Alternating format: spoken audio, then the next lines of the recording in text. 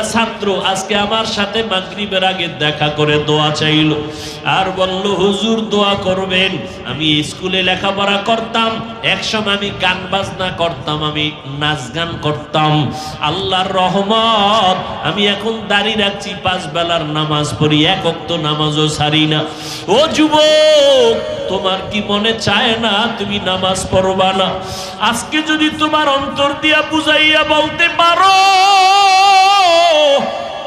আমরা মাদ্রাসায় পড়িয়া টুপি দাড়ির কারণে, নামাজ পড়ার কারণে আমগো সম্মান কমিয়ে গেছে, বলো, তাহলে আমরাও তোমাদের পক্ষে চলে যাব।